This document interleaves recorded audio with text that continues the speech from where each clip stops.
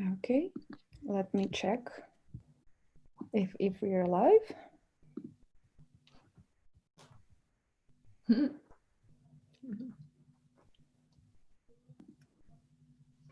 Yes, a few more seconds and we will be live. That's cool.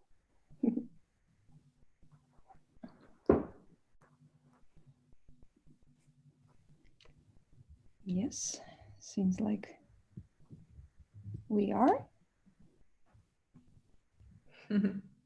It says that we are live, so I think we are. It says that we are live, so we will be starting. And yeah, I see it on our Facebook page and on all both of it. So good evening, everyone. Thank you for joining our conversation today. My name is Maria. I'm an event manager at Live 99 Kyiv Hub. Live 99 is the most vibrant startup community in Estonia and in Ukraine. We also run co-working spaces. And also we host cool events with amazing speakers, members of our community and our community friends, and share some interesting stories with us. And today we have invited our dear friend, Sofiia Shvets, CEO and co-founder of Ukrainian startup Let's Enhance. And she will be talking together with my dear colleague, Diana Kroos, who is Salto Network Manager. Girls, the stage is yours and enjoy the talk. Hello. Thank you, Maria. Hello, everyone as well. As I'll be moderating our little call, I'll do a little introduction about myself as well. As Maria said, I'm a colleague of hers. So I'm working for Salto Network, which is always trying to find golden threads, how to bring more value to startup founders. And we're bringing startup founders and experts together, finding how we can both be most useful for each other and how to come over from bottlenecks, from kind of dead ends. So this is why we are here today as well with very inspiring Sophia, and we'd like to Sophie. Just let's make it simple. Sophie. And so yes, I'm based in Tallinn and Sophie is based in San Francisco. Exactly. So we've got a couple of time, like our time differences as well, but we'd like to hear how Sophie is doing in the valley in the times, and what has happened to her during these times, and what is exciting, what is kind of scary, and how is the company doing. So Sophie, it's all yours, and tell us a little bit maybe about yourself and about your company as well. Okay. Yeah. So hi, everybody. My name is Sophie. I am the CEO and co-founder of a company called Let's Enhance. We are basically a computer vision company, and what we do, we build different tools to work with images and videos using neural networks. We started the company a little bit more than 2 years ago. And the core technology that we are working on is improving photo quality with neural networks. So we started the company from Ukraine, spent some time on the European market, but US has always been a strategic market for us. Last year, we launched the B2B direction. So starting from last year, I was planning to move to States to open an office here. And like build some team here to expand what we do to wider audience. And yeah, so I'm happy to share my experience. We discussed it previously with Diana and Maria that we will try to make this life as useful as it can be. So during my journey as an entrepreneur and a startup founder, we've been through different stages, like from verifying the product, building MVP, to participating in Accelerator. We've been a part of Techstars London program. So if anybody has, for example, questions regarding acceleration, I would be happy to help and answer. Also, like we raised a few pre-seed rounds, and I am planning to raise a seed round now here in States.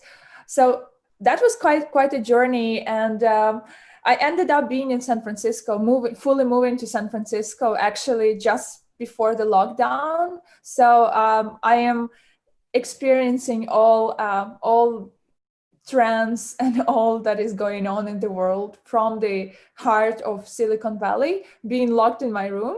So actually, that's kind of interesting experience. So I'm happy to share. So you said to me, you've said before, but so have you been to the Valley before? Have you kind of worked there? And what is it? How does it feel now? Is it anything different? Is the chats or the community still working in another platform, or is it dead right now? Or how do you feel? How is it working right now? So I've been here like 4 times before. Before moving, before I decided to move. And definitely that's like absolutely 2 different worlds now. So as I would say any other city. So my last time when I was visiting was actually in January, mid-January to mid-February, before I got back to Kyiv to pick up all my stuff and fully move to San Francisco. So it's normally here is like you have 200 maybe events per week. It's really hard to pick up. You have a bunch of meetings and like the environment is super dynamic. I would say that starting from for the first months after the lockdown was announced, I saw something like the market stopped. No, there were no major deal happenings. People were kind of frustrated, and from our perspective as a company, lots of processes just stopped to further clarification. Right now, I feel that it's coming back, maybe in a little bit different form, in different form networking, in different form events, but I feel that it's starting to come back, and people are trying to get back to business and build stuff. So it's different. It's definitely different. It's harder at some point, especially for the person that comes straight away with little network to build it now. But I feel that it also opens some possibilities that we can use, and we can discuss deeper into that. Mm-hmm.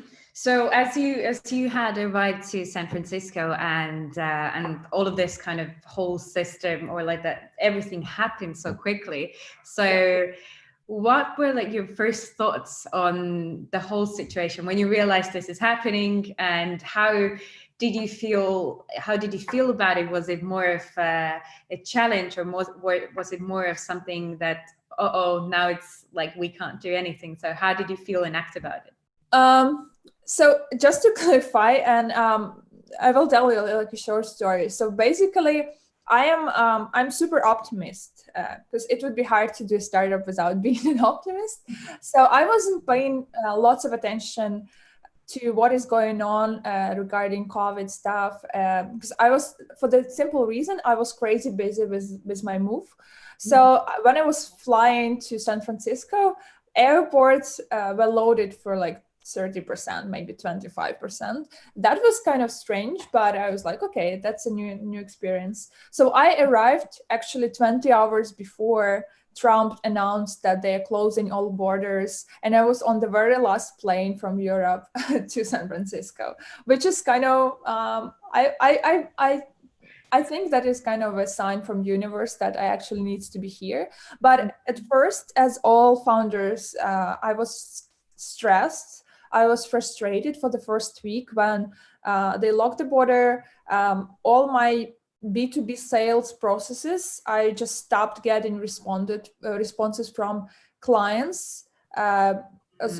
Imagine all companies that are like, we are a small company. We are 12 people full-time and a bunch of contractors that help us part-time.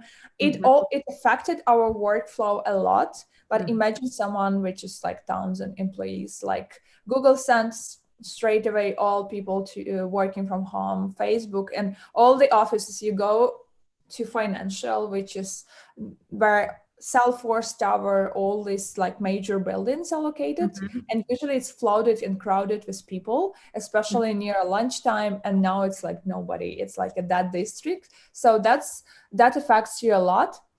And we had a few serious conversations with my co-founder, like what we're going to do, and that helps. The one thing that also helped, and I actually recommend it to any founder, we created a spreadsheet just for two of us with a very significant, funny name, which is called Zero Cash Date. And we did a few, you basically just prolong your runway. Usually you do it in more like complicated financial plans. If you have CFO, he or she helps you. So we did it on the very high level, and we modeled different situations, different pessimistic scenarios. What is going to happen if we are, if everything remains the same, if we are dropping by like 20%, if we are dropping by 50%, and we also marked key months when we need to make strategic decisions about the company. So when you do that, it brings you like some feeling of control, and you see a very high level that, okay, you have some time. Now it's the time that we can use to work on the company strategy and just try to implement different solutions and see how it goes. But if it's not working, for example, I see that, okay, June is an X month for me to understand what I'm going to do about the company. When you do this, it makes all the situation, like you're looking to the situation from like cold-headed perspective, and it helps.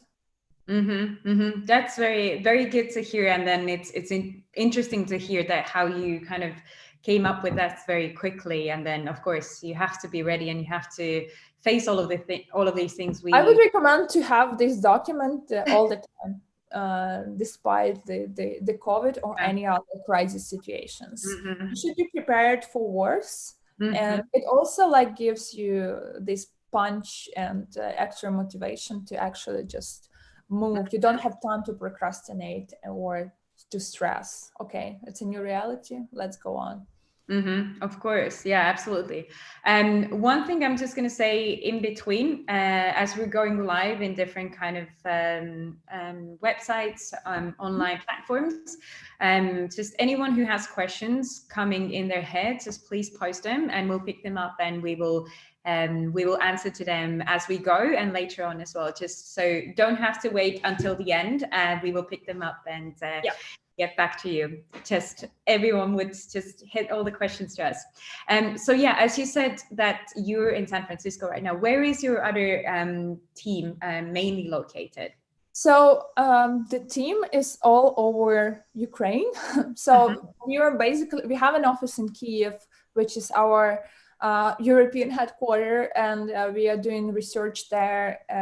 But starting like when all the situation started, some people just went to different cities to their parents. So basically we switched from being Kyiv-based R&D company to remote company. Like And then one most like biggest thing is with remote companies as well, especially, well, any company, but with remote companies is the information flow and the kind of communication flow. So how is it going for you? Is there any kind of ups and downs that you're kind of experiencing? Is there something that feels very kind of like, for example, internal communication? Does it feel natural? Do you have any kind of pain points right now, and how are you dealing with that? It's been a bit of journey. It's rapid change, and it's hard to mix, like you cannot be either office-based company or remote company. And that's something that we are fully deciding with my co-founder right now. So we had two different factors affecting us simultaneously. First, all people all of a sudden started to work remote. We had a remote culture before. So we allowed our employees to work either from the office or work from home, but I would say 60-70% of their time they still visited an office, and we had something like company gatherings and like team meetings and all this stuff. So that was the one thing. Another thing that we added, other factors that added is time difference. Like we are fully remote and the CEO is with 10 hours different. That's also like one complicated factor. So we are trying to balance this. We are trying to communicate more. And I think in this case, over communication is more useful than under communication. So I am synchronizing with the team every day, probably. Like I have some employees, some business team, we call it business team, me and two more people. We basically talk almost every day on the client cases, on some like small operational stuff. We also switched from 2-week sprints to 1-week sprint to catch up more often and cover questions more often, because it allows us to be more lean. And especially we also like had a big product hunt launch that we like briefly covered. So we needed to iterate a lot. And we also try to, one of the key things that I would say is hard for remote companies that covered, like we've been discussing this with our product manager, Sergey. So when you are in the office, you have this informal knowledge sharing between teams. So when you go for a lunch with some like bunch of people, and somebody can be from ML department, somebody can work on some client cases, and somebody can work on the product, and then you openly discuss some concerns, what you discovered, some questions, and it's kind of knowledge sharing. So somebody, I don't know, we saw a new network appeared, NVIDIA released something cool, and we discussed it during lunch, like, hey, look, they can do, I don't know, 3D avatars with AI. And that brings a lot. So now I feel that we need to formalize informal communication, like just book slots when everybody can join and just have a chat about life. Kind of have a little bit of structure around that as well, and it's necessary, right? It's just true. It's just part of it, of course. And so, how did the team manage to release the second and renewed version of your product and become product of the day on Product Hunt while the whole world right now works from home? How did you manage all of that? So sorry, can you repeat the question? I was reading some question on the chat. Yeah, we've got some questions coming in as well. So I'll just put that onto the next one, and then but I'll go back to the initial one. I said, how did your team manage to release the second renewed version of the product, and then again become product of the day on Product Hunt while everyone's working from home right now? Top 3 of the week. Like that's cooler.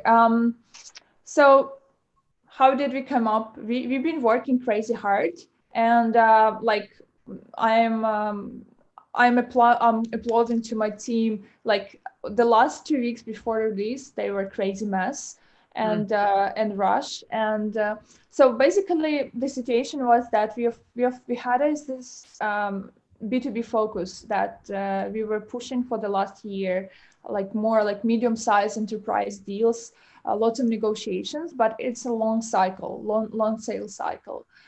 So when the COVID started, we saw slowdown in this process, and especially in March, when it was like a peak time and people were frustrating. Stopped. Like, so we refocused on SMBs. So actually, we have a platform which is kind of B2C, but not exactly. So we see that as what we do is you don't need a high quality or like automatic enhancement if you are not working professionally. So the majority of our paying users is either professionals who understand how our algorithms are different from, for example, Bicubic from Photoshop or something like other tools that are on the market, and they pay us or they integrate us in their workflow. So it's all SMBs, it's small businesses. So we decided to make the tool more professional and introduced presets for e-commerce, for real estate, for printing, which is our major cases. We work with them, but not just with them, but they are like simplest ones. So you can automate them and put them on the platform. So yeah, that was basically, we switched to 1 week sprints. We had some design that was already some prepared before, so we were trying to introduce. We were lean. Actually, the last push to production was half an hour before the product hunt release, which actually brought me some. I was crazy stressed. Like all the live say, you haven't been sleeping for 48 hours when the release it happened, but that's the price. You need to release fast, and the product version wasn't ideal. We caught tons of bugs that we are fixing now, but now we have some insights from the audience that product hunt featured us 2 times, so we've got traffic and some problems with this traffic, but that's normal. Now you can go back to these people and fix it, and that's okay. Okay, well, I'll go into, we've got some questions coming in. You can see as well, I read them out loud. But first question from the audience would be, how did you come up with your current subscription model? And how many freemium folks convert into paying customers? And what's your free/paying customer ratio? Okay, that's a good question. So basically, we had so we have two models. Like our model is actually B2B to C. So we have the platform, and we basically were iterating. So the first initial subscription models, we had just subscription. Then we introduced pay as you go, because we understood that some people don't need subscription as like you don't need 100 images per month. Maybe you need to do something once, and that's also a case. And that actually brings us probably like 30%. I need to double check from the revenue that we got from the website. Then we were trying to iterate. We launched, I would say, 6 or 7 A/B tests with the price. And we use Google Optimize for that. Super simple. It allows you to do just 2 A/B versions. There is also Optimizely, but it's expensive. So if you're not ready to pay, and considering that we have lots of free users, that would be expensive for us to invest in that instrument for now. How many freemium folks convert into paying customers? So it's a little bit less than 1%. I also need to double check this price. Actually, this is a normal ratio for B2B type of products. It's parts of sense. So when you have lots of people coming in, and we also like advertise this, that AI can change improved photos. So people check it and they register and they try different photos. But those who actually are working with professional photography or imagery for, I don't know, e-commerce, real estate, printing, media cases, they get it, and then they convert to paying. We attract lots of audience, so the funnel is very large in the beginning, but it also narrows. And that's, I would say that our metrics are like average on industry standard. From business perspective, it's different. Like the whole B2B process is absolutely different as attracting B2C. So we have a few channels. We have incoming inquiries which come from the website. So the reason why we invest in the website is that it's kind of a playground. It allows us to test new models super fast, because sometimes you do silent launches. So you change one model to another one, and we have like automatic marketing tool, like how happy people are with the result. I'm not sure if you have it on the new platform, but we had it on the old one. So we can check if we see that the satisfaction rate is dropping, we investigate why. And either in some cases that we are not working with, or people don't get it, or that could be like multiple industries. Okay, very interesting. Very good, long, thorough answer as well. Thanks for that. We've got another question, and I'll read it out loud to everyone else as well. Is if you have outbound sales teams, how to manage a remote sales team regarding reporting, being efficient and energetic, and getting results? Very good questions. And the other part of it is if you don't have one, perhaps talk about the same thing regarding account management / customer success. So yeah, going back to the team and kind of remote. So basically, sales team. Yes, we have a remote sales team. So the sales team is small. It's all the business team is kind of a sales team. So we are covering different part of the journey. So I am the major sales manager for the B2B cases and large cases. So it's easy to keep myself energetic because like that's my business. So but we also have a guy who's helping me with clients. So we have a reporting system when we mark how many people we outreach, how many people are like converting on the stage. We use Zoho CRM, which is very customizable, with some integration from our web form. So we see the metrics, how they're going. And right now, actually, we are resetting the funnel because we had some drop, and for 1 month we were full investigating into the product, and not we were just doing reactivating sales. So actually, I just started outbound process once again this week, because I see that market is back to life. Some part of like e-commerce. Real estate is still questionable. They also saw like big drops, but some industries are growing, like media. So for your specific kind of industries, what is you mentioned you saw some drops and something is coming back alive. What was the kind of the biggest drop, and the first drop maybe? So I would say that it actually affected all the real estate and tourist industries that we are focusing on. These industries, so one of our major cases that we are working on is actually marketplaces for, imagine something like Zillow or like even Airbnb styles. So these platforms, they have lots of user-generated content, which people upload photos of their apartments, photos of their, I don't know, touristic places, hotels. And the case is very frequent that it's all the UGC or user-generated content is not perfect.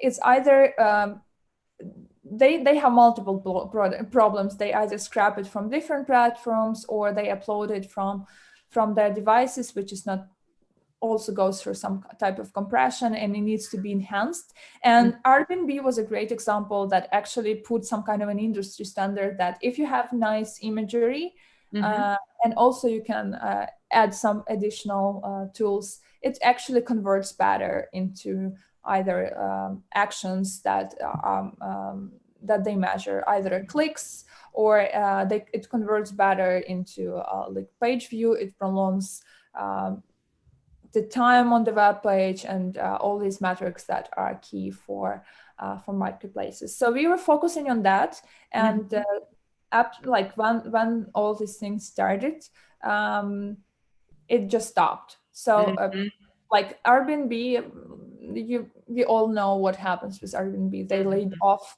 30% of the team, and like they are doing through hard times, and they are repositioning, and they also like claim that future of travel is different, and I agree on that. So we saw a drop. E-commerce actually is growing, and it's interesting because like people stopped buying, and in the first months all reports were highlighting drop.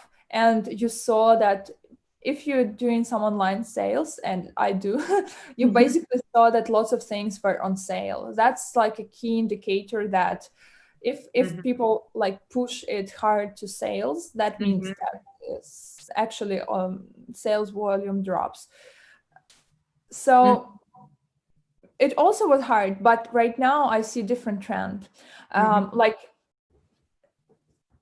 I was reading a report just this week that actually like 15 to 20% of global sales, it was online, and some small SMBs, they were still not online, and all these like local shops that sell groceries or sell small stuff, they were like super offline based. So right now we are seeing a huge shift from SMBs actually coming to online because they don't have any other chance to actually survive. And Facebook partnered with Shopify, WooCommerce, literally like last week, and launched shops based on Instagram and Facebook. And I saw a few big deals. Equid raised something like 40 million. Equid is also like something like Shopify builder, e-commerce shop builder. And we see that they are growing. So right now we are trying to reposition a bit more in that industry. So yeah, answering the question about reporting, we are still a small team. So it's easy to control what everybody's doing.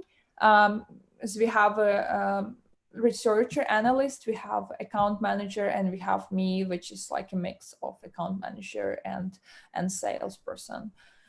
So on this scale, it's easy to manage, but we also build a fundamental. We use Zoho, we use some tracking tools to understand. We don't measure. We have metrics on how many people we should contact and interact with during the week, and that's how we see how is it going on.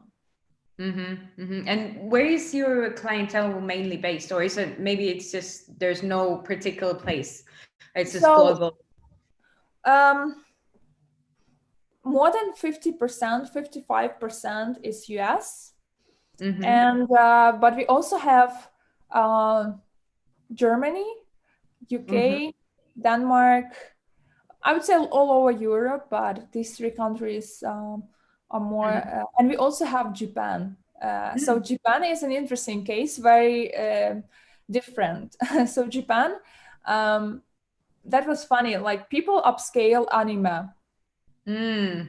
They prepare anime cartoons, and I don't know how to classify this. It's kind of professional, but not professional. So we have a network that works with illustrations, and we updated this, and that works for posters and anime, and people do that. They do cartoon stuff, but Japan is a complicated market for me personally, as it's different, and people still buy software on discs there in shops. Really? So like you need to build absolutely different acquisition strategy for that market. So yeah. Oh wow. But we have Japanese customers. We have it's pretty significant actually, segment. Wow. And how was like kind of entering their market? Did you know anything about it before, or they reached to you, or like kind of how was it? Like they monitor global news, and we were covered in a few local media resources, so that actually brings some traffic. But we are full, like as when you have small resources, you need to focus on some key. So right now we are focusing on English speaking country with our outbound efforts. If anything comes inbound, happy to take. Of course. So as you were saying before as well, that you're opportunistic and kind of trying to see everything good in every situation, and that's what I know as well about you. Yeah. So what do you feel, or what do you see as big opportunities existing for you and your company, born out of this situation maybe? So actually, the big opportunity that we're thinking is that it's not just for our company, it's for everybody. So we are seeing a few big, I would say huge market trends happening in real time.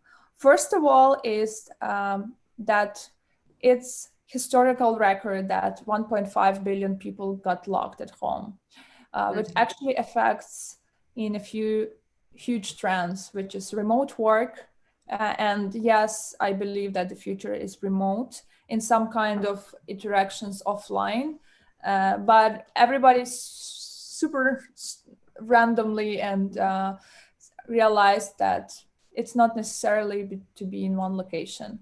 So remote, but there is still some problems, is how to build this communication thing, because it's hard to work. You need to formalize lots of processes, but you miss this human factor thing. So I believe that on the shift of these problems, how to work efficiently at home and being connecting people, it's like next $1 billion market. And we saw some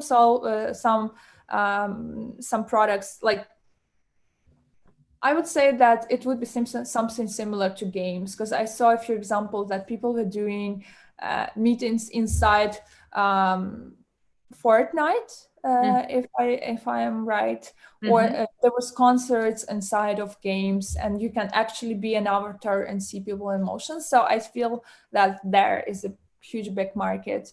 Like we suddenly realized that healthcare is important, and we need to find some way to manage it effectively. And also, as people are online, traffic is growing. 5G, they all need real time. We all need fast, and we all need entertainment is growing because we need to make ourselves. So regarding our companies, we are exploring different ways of working with traffic, and we're also exploring some media platforms integrations that we are working on. Yeah, but if you think about it, that's like the biggest shift. And actually, I'm super excited. I'm sure we will see next $10 billion companies that starts right now. Absolutely. So yeah, everything is kind of as they say, new norm, and we not many of us know what it is, and then it's interesting to see where it all goes. But if you now that you're in the Valley right now, how does it feel to be there? How do you communicate? Do you even communicate with the local networks? As you've seen it very differently before as well, and yeah, and if you kind of communicate with the network, so how do you get that information, and how do you feel part of any of this, and how? So it's a bit harder now, because normally I would just go to the meetings, and the thing about the Valley is it's based on communities. So you need to classify yourself into different, I would say, categories. So and you can be in multiple ones. So for me, what works? People in AI. I'm not a data scientist, so I basically cover AI, female entrepreneurs, startup founders, Eastern European, like it's multiple categories. On every category is different communities. So what I'm trying to do now is I'm trying to find these communities that work, and actually I had a few ones. So one is maybe it would be relevant to somebody from the chat. It's called Alpha. It's a community of female entrepreneurs that was built by XYC product manager. So it's pretty active. They are doing EMA. It's Ask Me Anything with alumnus, and they are also doing random coffee thing. And I found it super funny. There is multiple services that worked, and actually you can do it in the Salta community as well. So they you connect in one shift of time, and it randomly connects you for 8 minutes with another person to discuss, to discuss what you're doing, what's the problem, how everybody can help. And I met a few folks like this. That was cool. And also I believe, and also think about that people are locked at home. They have more free time. We don't have online meetups. We have online conferences. Oh, and it's another thing. So I check online conferences, and people who are watching this, you can do it either through Twitter hashtags, who is posting something, or there's some community chats that usually exist. So you actually can meet people there. Because I met actually a few people on GDC, like NVIDIA conference that was for, they usually have a huge conference in March, but as it was canceled, it's just was canceled. So they made it fully remote. And I saw people discussing some keynotes, and that was like actually very high quality community. And then you can reach out. I feel that right now, when I reach out to people, they are like super friendly, and they are more open to like short chats than it was before. So yeah, so how does it look now? Is it just, you said, is it like long conversation? Are people more open for conversation, or are they more closed off, or how do you feel? What's the trend right now for business related topics? I would say it's depend on the person, but mostly people are like more open. Especially from now. Definitely, like all the rules apply that it was before. So you reach out to the person with very specified ask, explaining what you do, why it's relevant. So people still value their time, but as they have a little bit more time and sincerely miss other people communications, I feel that it's a bit more easier maybe to get 15 minutes chat with somebody that is relevant to you. But I would suggest just try, and that's like LinkedIn works, Twitter works, even cold mailing works, but in careful ways. So And what do you think, is it a right time when this everything kind of finishes in a way? I know it's more strict in the US, that's why I'm asking all of those questions. For example, in Estonia, that all of the restrictions have already been downgraded at this point. So it's completely a different world, probably, that people are, well, there might be a little bit of shift then when two realms on two realities try to come together. So if anyone's thinking of moving how do you feel about that and moving now? I saw multiple trends, like why do you need to live in San Francisco if you don't have all the community that it was here? I think there's definitely a trend of people moving out from San Francisco, particularly for the few reasons that the city is small, housing rent is crazy, and you can find better places with much better weather. In San Francisco, there's the climate is super strange, actually. Like as it's super close to the ocean, it actually has multi-climates along the city, and it's not that warm. It's actually some like crazy cold. So even 30 miles away back to the valley, it can be like 5 degrees warmer and much more convenient. So that's great. So we've got some more questions coming in, and I'll read them out loud. Please tell us more about the product hunt. What would be your advice for startups there? What are the top 3 things to do to make the launch successful? I'm reading. Okay, so if you like, one thing about product hunt is a great resource. You need to understand that product hunt is not a magic pill. It has specific audience. It's mostly B2C focused. It's mostly about marketers, designers, makers, how they call themselves. And for B2B clients, if you launch something more technical like APIs or some SDKs, you might see less reaction from the community. But it's not the rule. It's definitely worth launching in any way, for the reason even that simple that it's a trustable source for Google. So if product content linking you, they have a nice traffic rank. So your website also gets great a linking tool. So a few things about product hunt launch. First of all, you need to plan it at least like 2 to 3 weeks in advance.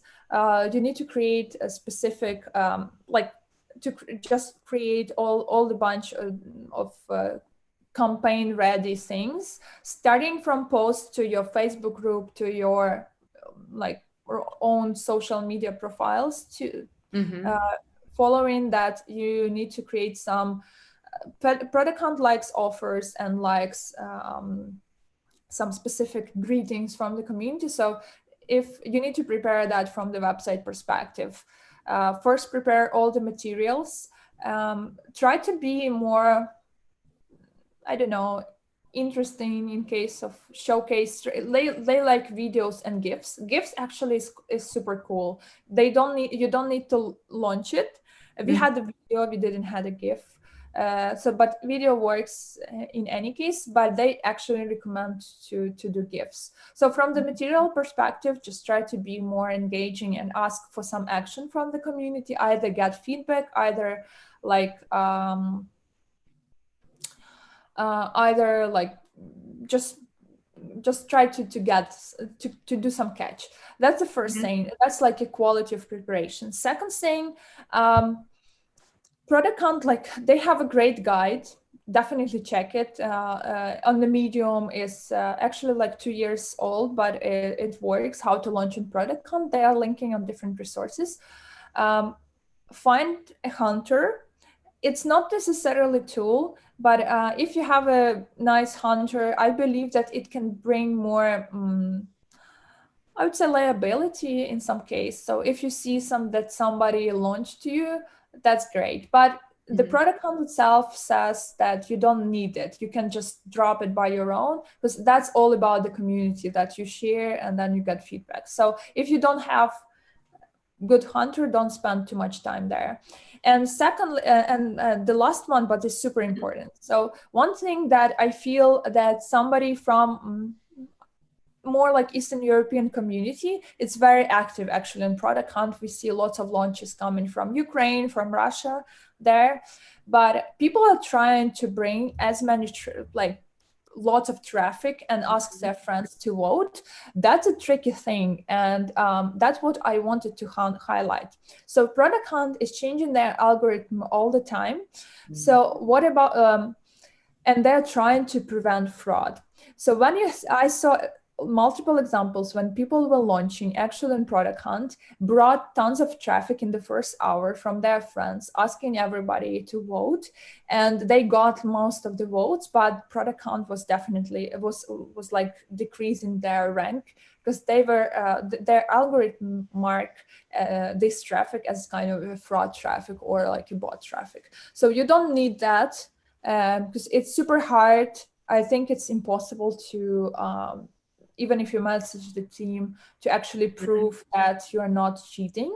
They don't like it. So what I did, and it actually worked. So I made a list of 12 to 15 different channels how I can promote our product hunt launch, starting from emails to our clients, asking them for support, our beta testers group, our social media, my personal social media. I also asked some of our investors to support me, like all this media campaign. So you write everything down, and the first thing you launch in the first half an hour, let it be organic. Then you every half an hour, I was posting on different channels. And my personal Facebook profile, I'm super grateful to my friends, but when you post it with from founders perspective, please support us, people are supporting, and thank you so much for that. And that creates a spike. It's better to have a spike a little bit later. You have 24 hours, remember. You don't need to necessarily bring tons of traffic just in the beginning. But product hunt, it's kind of a bit of Russian roulette. If you launch on the same date that something big is launching, like, I don't know, Facebook launched their shop or something like all this like big Envision new studio or something like this, they usually get lots of, as the brand is known, they get more traffic. So don't aim, like, product of the day is a cool badge and you can use it on the platform, but it's a bit of luck as well. So don't be upset if you haven't been like product of the day. The key thing here is to bring relevant relevant audience. Lots of good thoughts and insights from you. I hope whoever I see messages. I am raising capital, and one of the potential VC funds in your lead is your lead investor. Any chance to get a warm intro from you? So Arseny, drop me a line on Facebook, and we will take from there. Yeah. So going back to the previous question. So I hope whoever asked about the product launch or product hunt, you mark down all of the little knowledges and good pinpoints as well. And for the last one, yes, someone asked for it's good move to ask about ask about networking. Yeah, see, this is how you do it. Someone asked about if they're raising capital and one of the potential. I'm happy to help. Drop me a line, and we'll definitely need some affordable email. But all my investors are nice, open people, so I don't think that this should be a problem. So we've got 10 more minutes. So everyone if you've been holding back your questions, now it's time you shoot all of them to us. So I'll go into kind of asking, what is the kind of new future, or what are future plans for Let's Enhance? And kind of a generic and big question, but what does the future bring? In generic, short term, we just released a new platform. We see that our initial conversations are getting back. So I would say the focus for Q2 is polishing the platform and reactivating conversation. For this year, we have plans for video, and we also work on one more image enhancement tool that is now in the research. It's a bit experimental, so I don't know if it will work. So I will just keep it as a secret for now. So we are trying to, we are building actually like this business enhancement tools. So the plan is to scale sales. I'm also planning to raise around this year. And that would be US, like in Silicon Valley. We'll see how the market will react after. But I see deals happening, so I think funds, they still have money. Like that's a key thing to understand. So funds are raising money for 5-7 years cycle. So if they are not raising now, and they are not raising now, they already have this money. But the strategy was that lots of funds were focusing on their current portfolio to support them and to see what trends and what is going on in the world and how long the lockdown will last, and all these like second waves that also should be a strategy for them. So but they still have money, so it's important to understand that you can reach out. But from founders perspective, raising like 1 month ago, that was useless. It was more like talking, not any actions. Okay, so so what would you suggest for someone now if they're thinking, okay, when it's all over, I want to go to San Francisco, and how to approach it? How did you approach it mentally, physically, emotionally? I think Valley is changing. I think you don't need to go to San Francisco now. First, you can't go because the borders are still locked, and people are cautious. People are cautious about meetings. People don't necessarily meet, and that's the question that we've been discussing yesterday when we were just chatting about the talk. So I have some interests with companies that are located actually like 20 minutes walk from the apartment I'm living in. And this is so weird that you don't actually know if it's polite to ask people to meet. Because even 2 months ago, that would be like straightforward. Okay, I see it's 20 minutes, let's meet, let's go for a coffee. And now you don't know if from some point people miss, and I know that people do these distant coffee meetings in the park or somewhere. But I don't know if I can propose it because the etiquette changed. So, and the Valley changed. So you don't need to go to San Francisco. You can message people from San Francisco. It's not necessarily that they actually live there, because even during these 2 months, I spent 2 months in LA. I would say wait a bit when the situation becomes more clear. I'm happy that I'm here. It doesn't mean maybe I will move from San Francisco in 2 months to something that is warmer.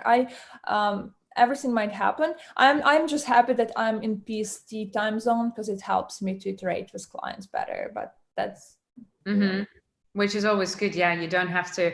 You probably do have to work odd hours as well with Ukraine. Oh, I have super weird schedule. I'm trying to balance this, but I'm working crazy late. Till 1-2 a.m. sometimes to catch the team, and I'm waking up at 6 a.m. and start working from 6:30 a.m. Some of my friends are working from 5 a.m., but that's too crazy for me. I wouldn't be. That's 6 a.m. is pretty 6 a.m. is pretty early as well if it's 4 hours sleep, but it's it's of course it's understandable, and this is what you gotta do. And sometimes I sleep during the day, like I have a power nap, and it actually helps. I super recommend, as we are all work from home, if you feel tired during the day, just go have a half an hour nap. That helps. And don't feel guilty about it. And don't feel guilty about it, right? So no, it's better for your body than procrastinating. Yeah. So we've got one personal question coming in as well. Is what was the most unusual and interesting thing you've done during the quarantine? That's interesting. So probably the most unusual thing that actually I learned how to do haircuts, and I cut hair to 3 of my neighbors, and I'm doing that for the 4th one tomorrow. Because that wasn't trivial, but one of my friends asked me for the first time, can you please cut my hair? I was super frustrated because it's not the skill that I expected to gain. But I watched something like 10 YouTube tutorials how to cut boys' hair without any experience. And actually, it's not that hard. If somebody needs a good tutorial, drop me a line. I will send you. It's definitely okay. So we're slowly coming towards the end of our kind of little chat between Tallinn and San Francisco, and all the other viewers as well. Hopefully there's many around the globe. So how would be, is there any ways how to reach out to you if anyone has more questions? So if you have any questions, the easiest way is just to connect me on Facebook. I am checking it. I can also send my email, but I don't know how we can share this. It's sofi@letsenhance.io. So and your email is actually on LinkedIn, so people can actually connect you there and find your email. That's a great hack. Yeah. So if you need to find the context, I don't think that it's a problem. If it's a problem, just think about your searching skill a bit of detail. Like there's multiple tools that can give you any emails. Yes, true. It was super interesting conversation. I think we can stay longer and talk for hours because it's always interesting. But we can't because I have a client call in 10 minutes. So we need to wrap up. Yes, true. Thank you so much for joining us today. Thank you so much for inviting. That was a pleasure. I hope that it was useful for somebody. Any case, any questions, feel free to contact me. Happy to help. Happy to see that Tallinn and Kyiv is reopening.